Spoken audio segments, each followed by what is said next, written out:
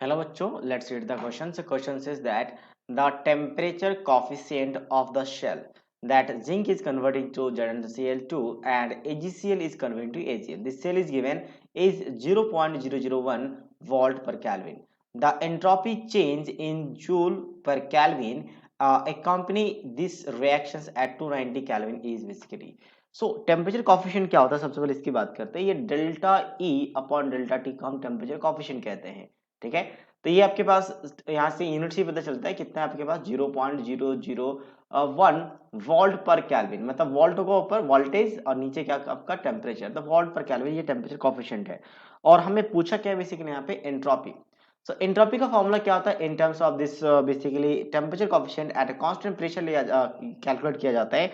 तो that is NF into temperature coefficient at constant temperature, sorry constant pressure, जो यहाँ पे मेंशन नहीं है बट एक्चुअल में वही लिया जाता है। अब N होता है नंबर ऑफ इलेक्ट्रॉन ट्रांसफर, कितने इलेक्ट्रॉन ट्रांसफर होते हैं उसके लिए रिएक्शन लिखना पड़ेंगे कि जिंक एनोड की बात करें, जिंक का ऑक्सीडेशन होगा, तो एनोड में जिंक का जब ऑक्सीडेशन होगा तो कितने इलेक्ट्रॉन यहाँ पे ट्रांसफर होंगे, so that will transfer 2 electrons, मतलब 2 इलेक्ट्रॉन का यहाँ पे लॉस होगा और उन 2 इलेक्ट्रॉन्स का AgCl गेन करके Ag में कन्वर्ट हो जाएगा। AgCl इसका हम 2 मोल लेंगे, so that will convert by gaining 2 electrons in a Ag solid, twice of Ag solid and plus twice of Cl negative.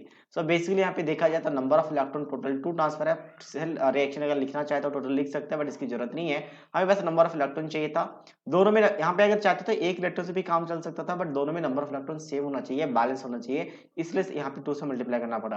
तो नंबर ऑफ इलेक्ट्रॉन 2 ट्रांसफर हो रहा है। यहाँ पे F क्या है 96500 फैराडे, इन कूलम में चार्ज रखना पड़ता है और ये वैल्यू है 0.001। तो हमें बस ये कैलकुलेट करना है, तो कैलकुलेट करने के बाद ये वैल्यू आ जाता है 193 जूल, क्योंकि आपके पास वोल्टेज है तो नॉर्मल आपके पास ये ऐसा यूनिट है तो ये जूल पर केल्विन में ही डायरेक्ट वैल्यू आएगा, तो जूल पर केल्विन यानी 193 is the final answer of this question. So I hope you understood it well. All the best.